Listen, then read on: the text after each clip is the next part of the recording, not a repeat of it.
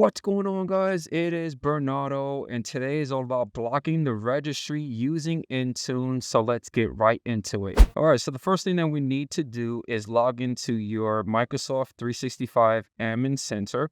On the left-hand side, we are going to locate and click on Show All.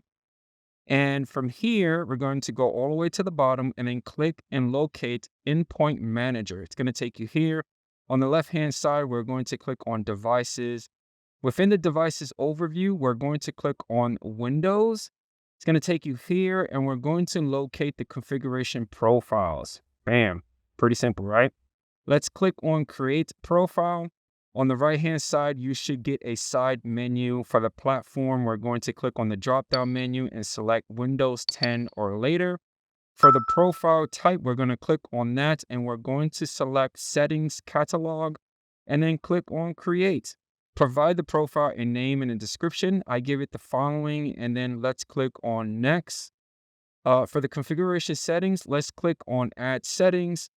And then for the settings picker, I'm going to start typing Registry Editing, and then just click on Search. And we're going to select Administrative Templates / System. So click on that.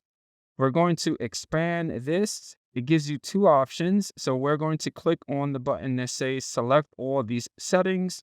Excellent. Now, I find it kind of weird. It doesn't give you an option to click OK. So I actually had to click on the X button on the upper right-hand side. I got this, but if you click OK, the configuration settings are there. Now, the next thing that we need to do is slide the tab to your right to enable it. I left all the default settings as is. I clicked on Next. For the scope tags, I'm not going to assign any tags right now, so click Next. For the assignments, I'm definitely going to assign this to a security group. So I'm going to click on Add Groups. I'm going to locate my group. I'm going to pick my autopilot devices and then click on Select. Click on Next. A nice little review. Click on Create. On the upper right-hand side, you're going to see policy created. Give it some time. It should show up. Bam. That's pretty simple. Now, I logged into one of the machines that is part of that security group.